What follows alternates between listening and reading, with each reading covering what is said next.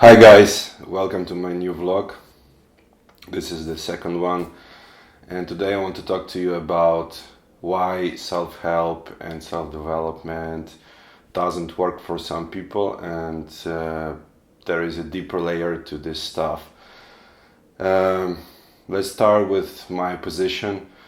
I was interested in self-help and personal development for years. I watched a lot of YouTube videos on success, on getting money, business hustle mentality, no excuses, extreme accountability, extreme ownership. I wrote all these books, but I could never quite grasp the success that I wanted, and I battled with procrastination. So the most frustrating thing was not knowing what is the problem. I felt like I'm worse than everyone, because if all these people talk about the same stuff and all these books talk about the same stuff, it must work for majority of the people. So why am I this unique snowflake that doesn't get any results and struggles? Am I worse than everyone? But then my life turned and I got into some deep troubles, and it ended up in a huge depression for more than 1.5 years. I was just lying in bed, not going out, in different country with my mom. She was taking care of the business and providing for me, and I was just watching YouTube and distracting myself. But I started to do two things that actually changed my perspective and built the foundation for my growth, and what permitted me to go forward and become better. And right now I'm working my dream job, I'm doing all the tasks, I have a side business that I'm trying to start, and it's going good. Also, I'm creating these vlogs, which I was procrastinating on for years, and I just do it, even though I'm sick today. So the two things that worked for me was therapy and spirituality. The first thing allowed me to understand that I'm emotional analphabet. What does this mean? It means that I don't accept my emotions, I label them as negative.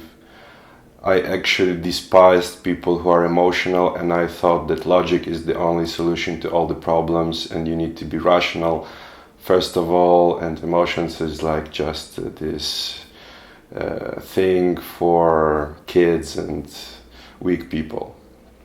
But what I discovered, that there are no negative emotions, and the things that blocked me was fear and sadness. So when I had the big task, big goal, I felt this fear inside of me. I didn't know that it was fear, but I wanted to throw it away. I wanted to run away from it, and I just distracted myself in YouTube videos, in pleasurable things, fast dopamine and stuff like this. And I didn't do profound progress on my work. Sometimes when stuff got real and there were deadlines, yes, I did some big leaps forward. But what I lacked is the discipline to do small things gradually and to grow significantly over time. So after I discovered this, my therapist, she started to train me like a dog to not label emotions as negative, to understand what causes them, what do I feel in the moment, is it fear, is it anger, is it sadness, and what triggers these emotions. And the second thing, the spiritual part, allowed me to learn to also accept and observe these emotions. So it fit together perfectly, because What creates suffering is when we feel an emotion, we label it as negative, and we want to push it away, then we create suffering. So, and then we want to push this suffering even more, and it creates the vicious cycle, and we can get into depression, we can get anxiety, panic attacks and stuff like that. Some people go into booze, people start smoking weed to feel better, to not feel emotions, and to distract themselves, and just for a moment to feel normal. But there's another way. There is actually a way to accept that you're feeling this way and observe yourself like from the third person view, because Eastern spirituality tells us that you are not actually your thoughts, you are not actually your emotions, you're not your sensations, but you're conscious that is like a background, like a movie screen on which the movie is projected. So when you observe yourself as a character, like when you play a video game, yes, you are very connected to a video game, and the more connected you are, the more immersed you are, the more pleasurable the game is, but you still know that you are in the safety of your room. That's why it is fun, because you can feel a little bit of fear, excitement, sadness when something sad happens, but being conscious that you're just playing the game on some level allows you to enjoy it, and the game itself is the play, the fun of it. So life is the same, it's just a game, and being conscious that we are a character, we are actually not a character, but we are playing a character in this game, and we can immerse ourselves in this game is what makes it fun. So after all, with some exercise, getting used to this mindset, it got easier and easier to get out of depression, to observe myself, to observe the sad thoughts, and